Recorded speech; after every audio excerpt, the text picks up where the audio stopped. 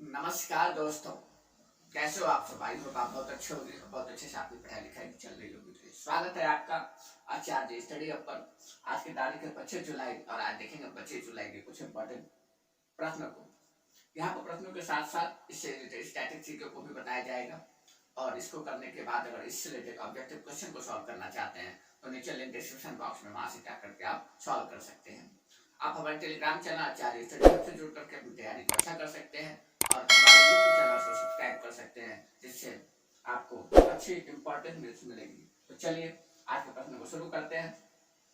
पहला प्रश्न, income tax day कब मनाया जाता है? तो बात करें इनकम टैक्स डे कब मनाया जाता है, इससे रिलेटेड इसकी बैकग्राउंड को समझते हैं। बात है 1857 की जब क्रांति हुई थी, जिसमें मंगल पांडे का आपने नाम सुना होगा। तो 1857 की क्रांति अगर कहा जाए तो भारतीयों की दृष्टि से हम क्या हो गए थे? असफल हो गए थे, पूरी तरीके से सफल नहीं हो पाए थे।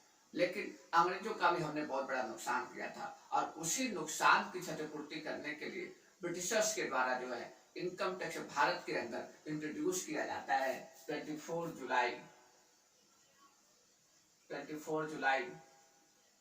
1860 को सर जेम्स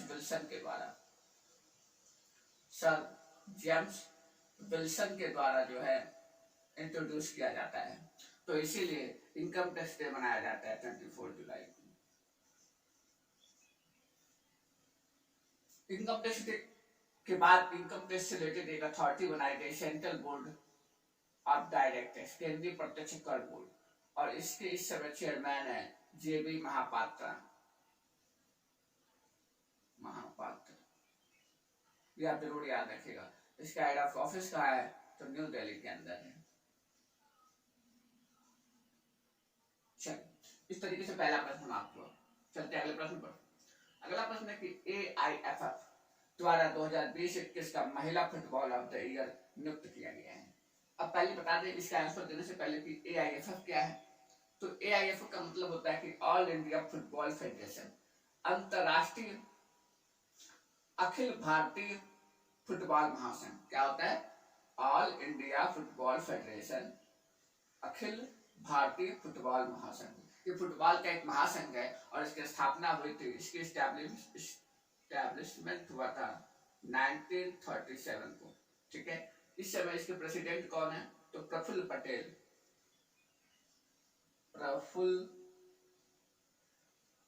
पटेल जो है इसके क्या है इस समय प्रेसिडेंट है। तो इन्हीं के द्वारा जो AIFF है, इसके द्वारा जो हर साल 2020-21 का महिला फुटबॉल ऑफ द ईयर किया गया है बाला देवी को।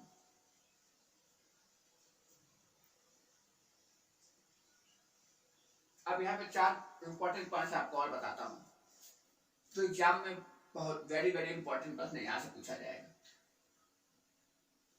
AIFF के द्वारा हर साल जो है महिला फुटबॉल ऑफ द ईयर भी दिया जाता है, पुरुष फुटबॉल ऑफ द ईयर भी दिया जाता है। इसके साथ इमर्जिंग पुरुष फुटबॉल ऑफ द ईयर दिया जाता है और women's emerging football of the year दिया जाता है। इमर्जिंग का मतलब जो उभरते हुए, जो अच्छा परफॉर्मेंस कर रहे हैं, उनको दिया जाता है। तो देखिए, एक तो महिला फुटबॉल ऑफ द ईयर कौन हो गया? बाला देवी।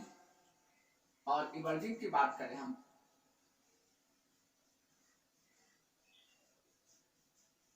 इमर्जिंग महिला में किसे दिया गया है? तो मनीषा कल्याण को। पुरुष में किसे दिया गया है? पुरुष इमर्जिंग किसे दिया गया है? तो पुरुष में आप याद रखिएगा सुरेश सिंह को।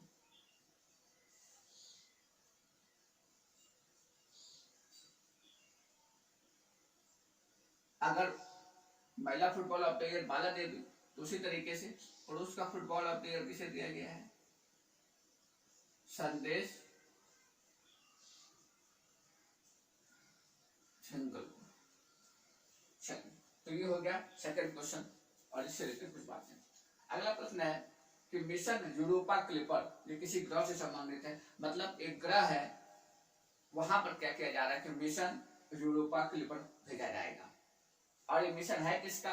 तो सबसे पहले मिशन जो है नासा और स्पेसएक्स, इन दोनों लगभग 170 मिलियन अमेरिकी डॉलर जो होता है, ठीक है, उसका इन लोगों ने आपस में एक डील साइन की है और अक्टूबर 2024 में इसको अंजाम दिया जाएगा। और ये है किससे रिलेटेड? तो बृहस्पति ग्रह का नाम सुना होगा, जुपिटर जिसको बोलते हैं, उस बृहस्पति ग्रह से संबंधित है। मतलब बृहस्पति ग्रह पर, जुपिटर पर जीवन है या नहीं, लाइफ है या नहीं, इसको जानने के लिए मिशन यूरोपा क्लिपर उसी से संबंधित है। यहाँ पर होगा क्या? तो वही बात, रॉकेट जाएगा, ठीक है, अंतरिक्षयान जाएगा और फिर वो अंतरिक्षयान वहां से कुछ नमूने इकट्ठे करके भेजेगा और जिससे जानकारी इकट्ठा की जाएगी कि वहां पर जीवन पॉसिबल है या नहीं। जीवन पॉसिबल तभी होगा जब वहां पे ऑक्सीजन होगा। तो ये मिशन है किसका? तो आप याद रखिएगा, नासा और स्पेसएक्स दोनों मिलाकर इसको, दोनों मिलकर इसको चला रहे हैं। कब ये लॉन्च होगा? तो अक्टूबर 2024 में। अमेरिका की बात करें तो उसके एक राष्ट्रपति थे जॉन एफ कैनेडी। तो जॉन एफ कैनेडी की हत्या हो गई थी किसी कारण पर, तो उन्हीं के नाम पर जो कैनेडी स्पेस सेंटर बना हुआ है, तो कैनेडी स्पेस सेंटर से इसे लॉन्च किया जाएगा और फिर वही फॉल्कन हैवी उनका एक रॉकेट है, उसी रॉकेट से उसे लॉन्च किया जाएगा। तो याद रखिएगा, बृहस्पति ग्रह से संबंधित है। बृहस्पति ग्रह के बारे में कुछ और बात करेगा तो बृहस्पति ग्रह जो हमारे प्लेनेट है उसमें सबसे बड़ा प्लेनेट है। बृहस्पति ग्रह की सैटेलाइट सबसे ज्यादा है।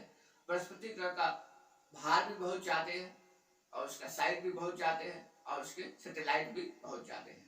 और बृहस्पति ग्रह के अंदर जो है एक रेड स्पॉट पाया जाता है। तो यहाँ से प्रश्न पूछे जा सकते हैं कि सबसे बड़ा प्लेनेट कौन सा है, सबसे ज्यादा सैटेलाइट किसके पास है, तो सारी बात आपको पता होना चाहिए। चलिए अगले प्रश्न चलते हैं। अगला प्रश्न ओलंपिक से रिलेटेड है और बहुत अच्छी बात है कि कल ही शुरुआत हुई ओलंपिक की और कल ही जो है भारत को सिल्वर मेडल मिल गया। भारत को सिल्वर मेडल किसने दिलाया? तो उन्होंने महिला भारोत्तोलन, भारोत्तोलन जिसे बोलते हैं वेट लिफ्टिंग, तो वुमेन वेट लिफ्टिंग कितने की 49 केजी के वर्ग में सिल्वर मेडल आया है और वो लेकर आई है मीराबाई चानू। मीराबाई चानू। और इसके पहले भारत को भारोत्तोलन में जो ब्रोंज मेडल मिला था, पहला ब्रोंज मेडल मिला था इस खेल का, वो 2000 में मिला था, जब ऑस्ट्रेलिया के सिडनी में ओलंपिक हो रहा था। तो ऑस्ट्रेलिया के सिडनी में जब ओलंपिक हो रहा था तो उस समय जो है महिला भारोत्तोलन में ब्रोंज लेकर आई थी कर्णम मल्लेश्वरी। तो ये भी बात याद रखें, सबसे पहले भारोत्तोलन में जो अवार्ड लेकर आई है महिला, उनका नाम क्या है? कर्णम मल्लेश्वरी।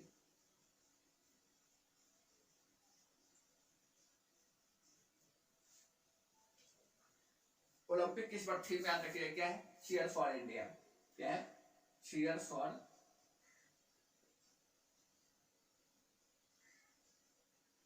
इंडिया।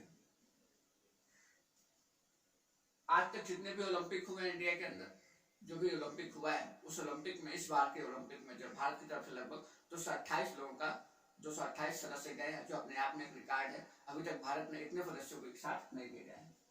अगले प्रश्न चलता है। अगला प्रश्न है कि हाल ही में G20 पर्यावरण ऊर्जा मंत्रियों की बैठक हुई है। G20 एक कई सारे लगभग 20 कंट्रियों का एक समूह है, तो उनकी बैठक हुई है, उनके पर्यावरण ऊर्जा मंत्री की, वो कहाँ पर हुई? इटली के अंदर। अगला प्रश्न है कि भारतीय नौसेना का जहाज है और वो कहा गया? इंडोनेशिया पहुंचा है। इंडोनेशिया गया क्यों है? तो कोविड-19 से रिलेटेड उनकी जो खाद्य आपूर्ति करने के लिए, क्योंकि वहाँ पर कोविड का केस बहुत ज्यादा है इंडोनेशिया के अंदर, तो बहुत ज्यादा नुकसान हुआ वहाँ पर, तो ऑक्सीजन की सप्लाई करने के लिए भी वहाँ पर गया है और जो भी दवाइयाँ होती है कोविड से उसे लेकर गया है। तो कौन सा जहाज है? याद रखिएगा, INS एरावत। तो इस तरीके से आज के इंपॉर्टेंट क्वेश्चन समाप्त हुए। इससे स्टैटिक सॉल्व करना चाहते हैं, इससे क्वेश्चन को सॉल्व करेंगे तो आपकी तैयारी अच्छी हो जाएगी और उसका लिंक डिस्क्रिप्शन बॉक्स में दिया गया है। तो चलिए, वीडियो आपको कैसा लगा कमेंट बॉक्स में अवश्य बताइएगा। वीडियो पसंद हो तो लाइक कीजिए, शेयर कीजिए, चैनल को सब्सक्राइब कीजिए, बेल नोटिफिकेशन को ऑन रखिएगा, इन्फॉर्मेशन अच्छी आपको सबसे पहले मिले। धन्यवाद।